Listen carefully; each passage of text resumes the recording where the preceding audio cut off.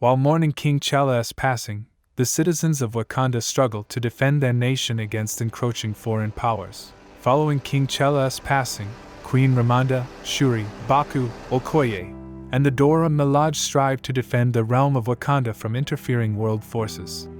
The heroes must unite and pave a new course for their country as the Wakandans work to embrace their future chapter with the aid of War Dog Nakia and Everett Ross. Invading armies from all over the globe attack Wakanda's vibranium at the dawn of King T'Challa's death, causing chaos.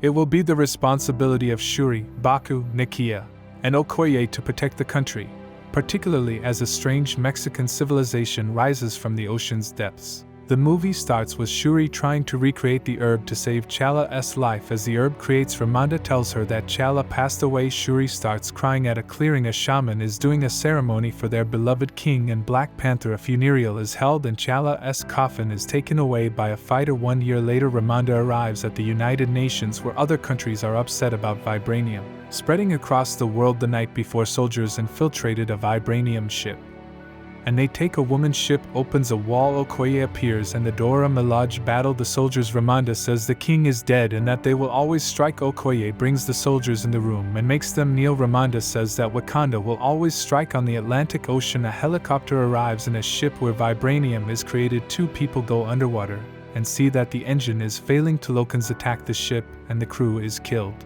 while some people escape on a helicopter, but Namor pulls it and throws it in the water. The next day, Ramonda is watching the news where they talk about her meeting and T'Challa passing away. Okoye arrives in Shuri's lab where Shuri is working. Her mother tells her to recreate the herb, but Shuri says Black Panther is old news. Ramonda says that today was the day when T'Challa passed away and invites Shuri to a memorial. Later that night, Shuri and Ramonda speak about T'Challa and Ramonda burns her clothes, but Shuri doesn't. But Namor appears to warn them that a scientist attacked a ship holding vibranium. Namor tells them to find the scientist, or he will attack Wakanda. The next day at a council meeting, Baku comes and says that they should kill Namor. Ramonda says that Okoye should go undercover and find the scientist. In 1571, the Yucatan people fell ill to the plague.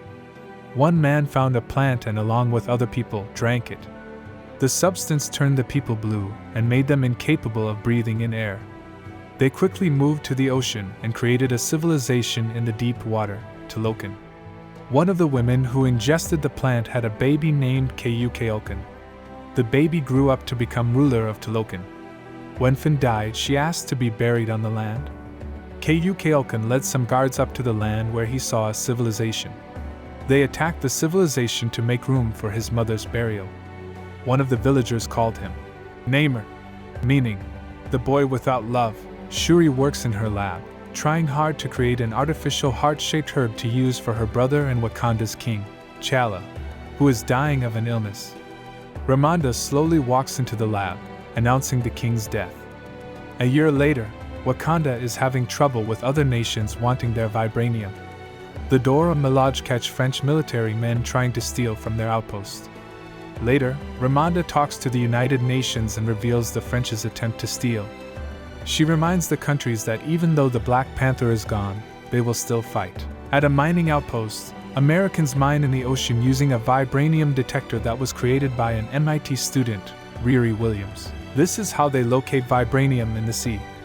They are suddenly attacked by Talacanos who are angry because they are taking their vibranium. Namor attacks the final survivor chopper and destroys it. Ramonda and Shuri in Wakanda visit the sea to lament the passing of T'Challa 1 year earlier. They burn their funeral garments to signify the end of the mourning period, despite Shuri not being completely ready for this. Namor then arrives, getting through the border by going under the water. He reveals to them the existence of Talokan and wants their help to stop foreigners from taking vibranium. He also explains that Wakanda is not the only place that has vibranium. Talokan has it too. Ramonda tells him off, worried of his presence. He tells them he is going to kill the scientist who made the machine and that they can help him, but they cannot get in his way. Shuri and Okoye go to meet Everett Ross, who gives them the name and location of the young scientist, despite possibly giving away private information. Okoye and Shuri then go to Cambridge, Massachusetts to find Williams. They follow her to her garage where she reveals that she is working on an Iron Man-type armor. However, they are followed by the FBI. The three get away, Okoye in a car, Shuri in a motorcycle, and Williams in her armor. Suddenly, they are met by Talacanals, Atuma and Namora. A brief skirmish ends in Shuri and Williams getting captured. The following day, Ross shows in and meets with Valentina Allegra de Fontaine, his ex-wife. He also discovers and conceals Kimoyo beads.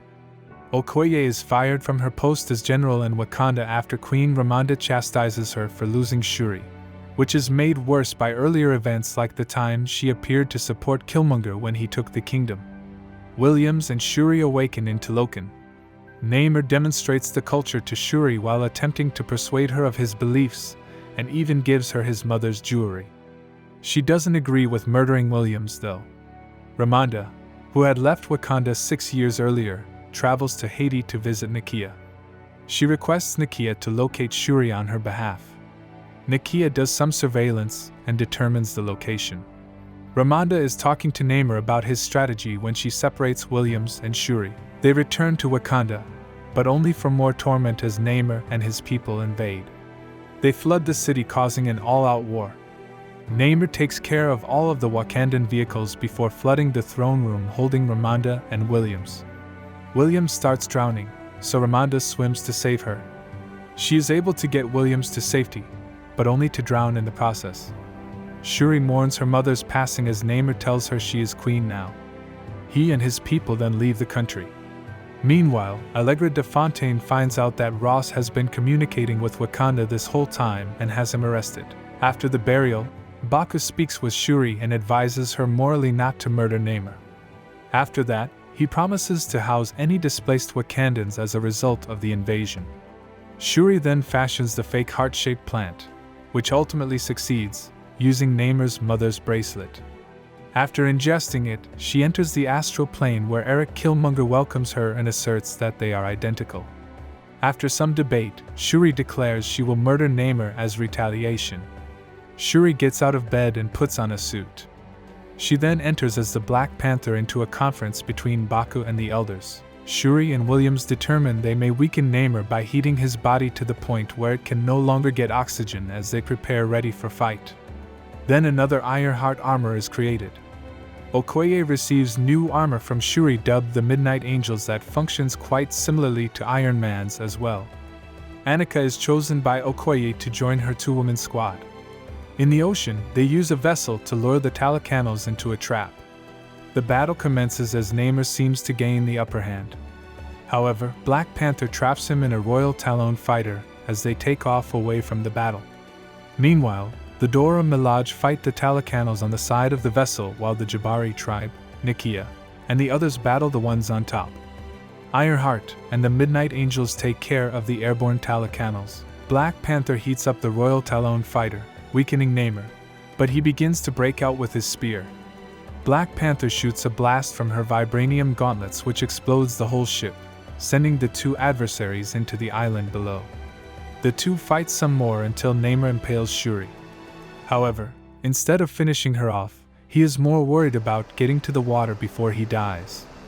An injured Black Panther breaks free and gets in front of the limping Namor.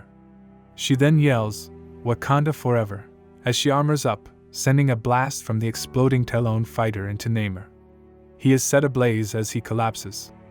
She stands over him to finish him off, but remembers her brother, T'Challa.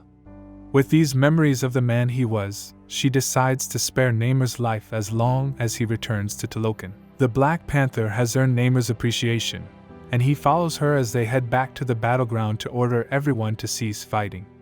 Wakanda Forever is then shouted once more by Black Panther as the others echo him. Williams doesn't bring her armor back to MIT afterwards since the Wakandans do not want any controversy if they let her to retain it.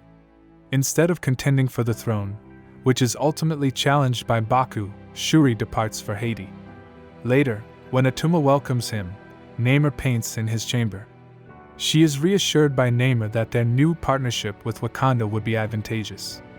Okoye liberates Ross while he is being transported to jail, before heading to the beach in Haiti to burn her traditional burial robe in compliance with Ramonda's instructions. Shuri meets with Nakia there. This gives her the opportunity to finally grieve T'Challa. In a mid-credits scene, Shuri learns that Nakia and T'Challa have a son, Toussaint, who Nakia has been raising in secret far from the pressure of the throne. Toussaint reveals his Wakandan name is Chala. Thanks for watching.